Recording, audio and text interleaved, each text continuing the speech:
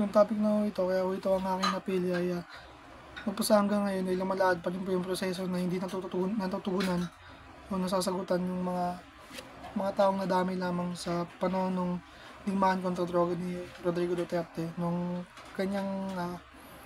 siya pang nakaupo sa panahon na yun. Kaya po itong aking napiling topic dahil wala pa rin po nananagot sa mga sibilyan na nadamay.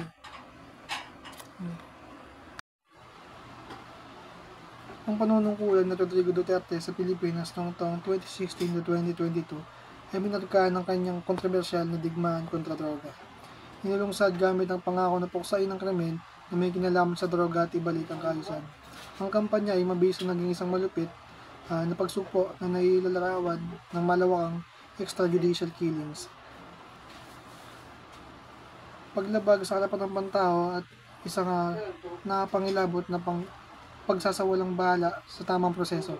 Di ba yung sinasabi po dito, nung pagpo agad dito Duterte ay naisakatuparan kagad ng kanyang pangako na digmaan kontra droga na hindi na po nasasang-ayon, hindi na narapat dahil nalalabag yung mga karapatang pantao kahit wala pa sa tamang proseso. Ang pangunahing pamamaraan ng kampanya ay isang pagtarget sa mga hinihinalang gumagamit ng droga. Kadalasan batay sa maliit na impormasyon o mga haka-haka lamang, ang mga pulis at death squad na madalas na kumikilos ng walang parusa ay nagsasagawa ng mga pagsalakay at summary executions na nag-iiwan ng libo-libong bangkay. Bagamat ang opisyal na bilang ay nagsasabing medyo mababa pa raw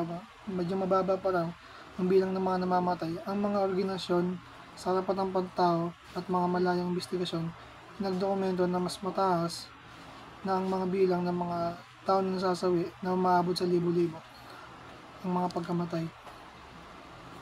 Ito ay hindi limitado sa mga pinaghihinalaang kriminal. Ang mga inosenteng sibilyan ay madalas na nadadamay lang rin. Di ba lang sabi po yun nga po, nadadamay daw po yung mga ibang tao na wala naman kinalaman ay lamang sa haka-haka o maliit na impormasyon galing sa iba na agad ginagalawan ng mga nag-execute na nag-iiwan ng mga libo-libong bangkay at nadamay na ang iba. Inatulan na pandaigdigang komunidad ang kaharasan, binabanggit ang maraming paglabag sa harapan ng pantao. Naglunsad ang International Criminal Court o ICC ng isang investigasyon sa mga posibleng krimen laban sa katauhan, isang hakbang na sinalubong ng pagsuway mula sa Administrasyong Duterte. Ang pag-alis ng Pilipinas sa ICC ay lalong nagtaas sa pandaigdigang pagpuna at ipakita ang pag-ayaw ng gobyerno na managot. Di ba nung inalis daw po ng ICC inalis daw po ng Pilipinas ang ICC sa bansa ay lalo nang nagdulot ng hindi pag-aunawan at natatakot daw ang gobyerno na managot dito sa pinalalakad ng ICC. Ang panlipunan at ang pang-ekonomiyang mga kahinatnan ng digmaan kontra droga ay nakapinsala rin.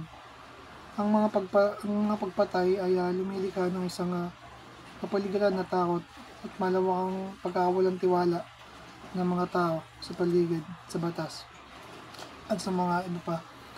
Ang focus sa pagpaalis ng droga ay nagtatago sa iba pang mahalagang isyong panlipunan at kinakaharap ng ating bansa. Kagaya na lamang ng hindi pagkapantay-pantay at kakulangan ng akses sa pangangalagang pangkalusugan at edukasyon.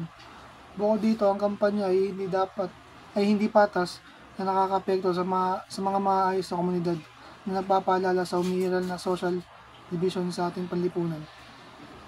Diba yung sabi po dito ay parang tinatakpan na lamang yung mga iba pang isyu ng ating bansa para lamang hindi mapanagutan ang iba pang kailangan. Parang iniiba po nila yung focus pinapokus na po nila sa palaging droga na lamang po para mawala yung focus ng iba o di mapapansin ng iba yung iba pang problema ng ating bansa, kagaya na lamang ng mga edukasyon. Habang ipinagtalo ng mga taga-suporta ni Duterte na ang kampanya ay kinakailangan upang pigilan ang mga krimeng may kinalaman sa droga at mapabuti ang kaligtasan ng publiko. Itinuro ng mga kritiko ang kapinsa-pinsalang dulot nito sa matao at ang kabiguang tugunan ang mga ugat ng pinagmulan ng droga. Di ba, parang iniiba na lang po nila yung usapan. Pag binabaan na lang po nila sa ibang topic na laging droga na lamang para hindi po matutukan yung totoong problema ng ating bansa. Ang pamahalaan ng kampanya ay patuloy na nagdedebatehan na may mga patuloy na investigasyon at legal na hamon na naghahanap ng katarungan para sa biktima at pananagutan para sa mga responsable talaga. Di ba po, pang tiyatakasin na po ng gobyerno yung panahon po dito, pang tiyatakasin na lang yung totoong dapat managot sa mga pangyayaring pagpatay. Ang digmaan kontra droga ay nanatiling isang malinaw na paalala sa mga panganib na walang kontrol na kapangyarihan at ang nakapinsalang makahinatnan ng pagbibigay prioridad sa seguridad ng bansang Pilipinas at karapatang pantao. Di ba yung sabi po ay nung mga panahong kay Rodrigo Duterte from 2016 to 2022, nung siya pong may kapangyarihan ay napagsasawalang bahala po yung karapatang pantao kung ano po talaga na dapat na paghuli ng tao at hindi pagpatay.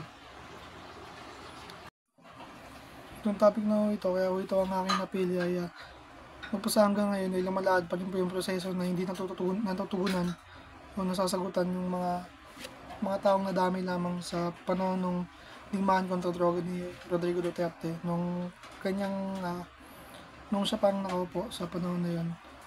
Kaya po ito ang aking napiling topic dahil wala pa rin po nananagot sa mga sibilyan na nadamay.